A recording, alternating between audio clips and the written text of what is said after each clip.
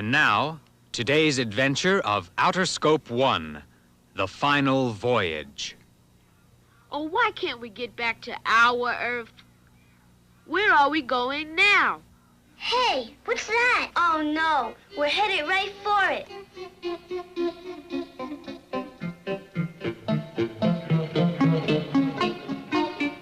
It looks like it's not light. It's the opposite of light. It's blackness. It's a black hole in the sky.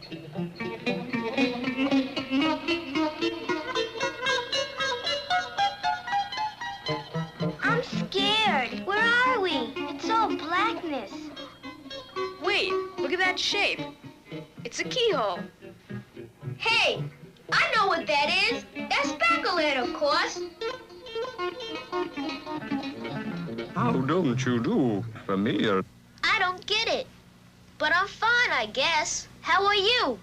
I'm getting worse, thank you. Soon I shall be really sick. Worse? Oh, I'm sorry. I didn't know. Sorry. Do you want me to be well? Sure I do. Dr. Bell, this is an outrage. He wants me to be well. But why not? I was only trying to be friendly. Friendly? With us? But we haven't done anything right. Friends, indeed. I'm going to tell everybody, and they'll come after you. They'll come after you. Listen, boy, sure were confused in Backland, weren't we? Friendly with us, but we haven't done anything right. It certainly wasn't very difficult not to misunderstand what was not unhappening, wasn't it? Stop! Noise! Freeze the dinner. I've got to slow down faster. Boy, I'm sure glad we finally learned how their language worked. They were nice. Hold on, everyone. Here comes another light.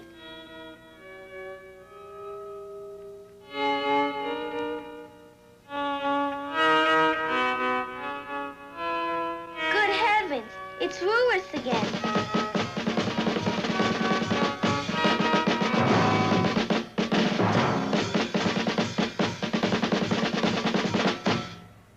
Is you ready, Cobblites? We is ready, grubbers. We call this here showdown to put an end to your sneaky ways. Our sneaky ways? What about yours?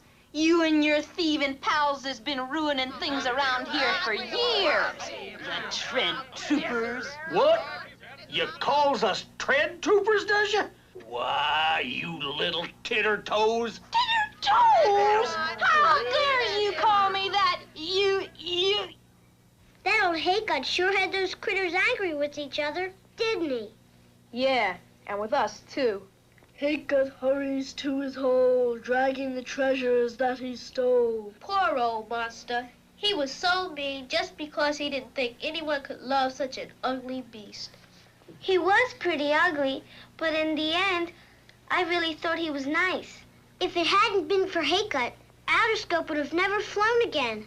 You know, I've been thinking about what everybody said about this voyage. It has been fun.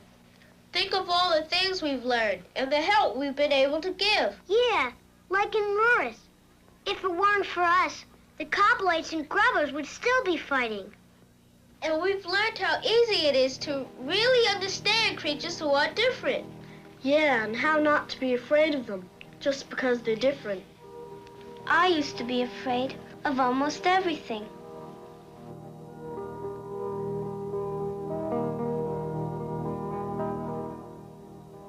How long have we been away?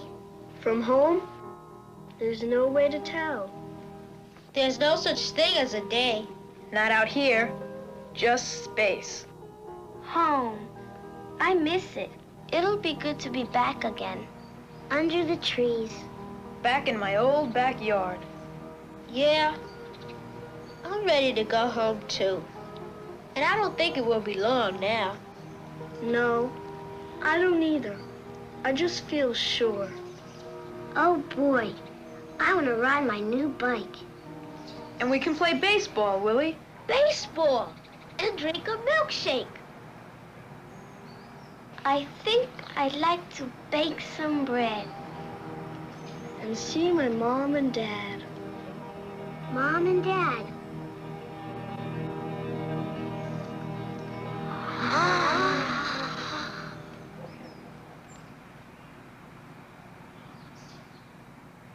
Good heavens. We've made it. Home. Oh, boy. Fantastic. Good old Outer Scope. That was some trip you took us on.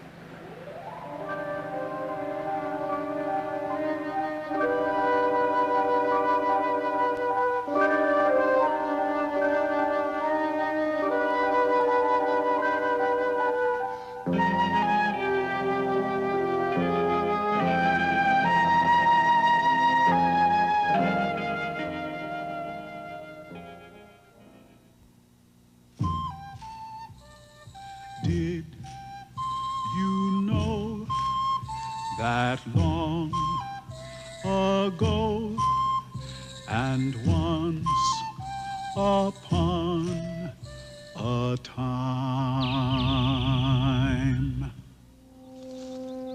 Long, long ago, many Indians believed that the white man had the gift from the Great Spirit to send his messages hundreds of miles on the talking leaf. That is, the gift of the written language. But one man, Sequoyah, did not believe this. He was sure that he could find a way for the Cherokee Nation to read and write their own language.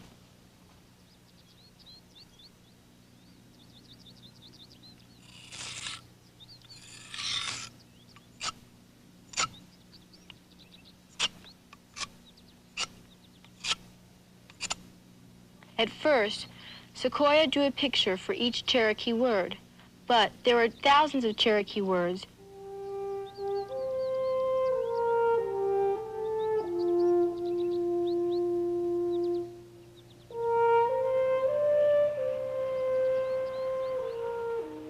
Sequoyah tried many different ways to find the secret of writing his language.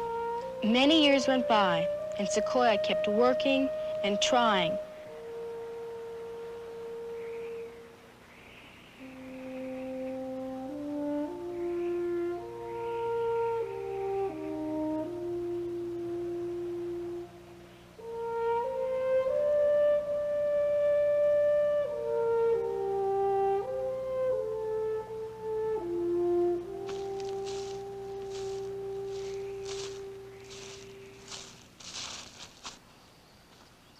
Making up a written language was hard work, especially all by himself. What he was trying to do, no one had ever done before.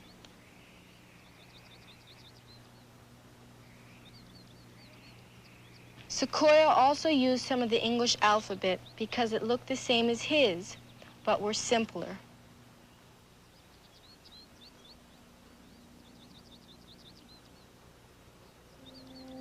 After 12 years of trying, Sequoyah succeeded. He ended up with 86 characters, and it worked. Sequoyah had given the Cherokee Nation a gift better than gold. Messages could be sent back and forth between the Cherokees in the nation. Now their stories could be written down. Now the Cherokee Nation could read and write their own language. It took Sequoyah 12 years to find a way for the Cherokees to write their own language. But he is the only man in the world to find the secret of a written language, all by himself.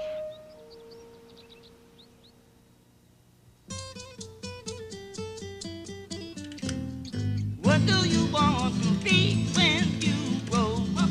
What do you want to be? What do you want to be when you grow up? What do you want to be?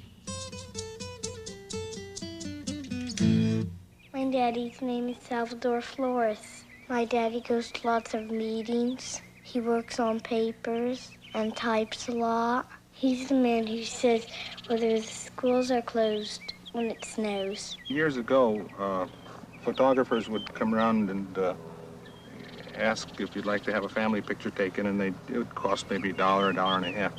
And here is probably the first one that was ever taken of the family. Okay, there I am in the high chair. Now, who would this be? That'd be Uncle Moy. This one? Uncle Victor. Victor and... Uncle Jack. Okay, now who would this young lady be? Aunt Jenny. Jenny Right? and... Aunt Bertha. Okay. I see, years later, then, we went into town to take the family portrait. Okay, now who would that be? That's you. Yeah, I don't know. How old would you guess? About How old? 8, 9. About 8 looks about right. Children, here is Dr. Flores, Superintendent of Schools.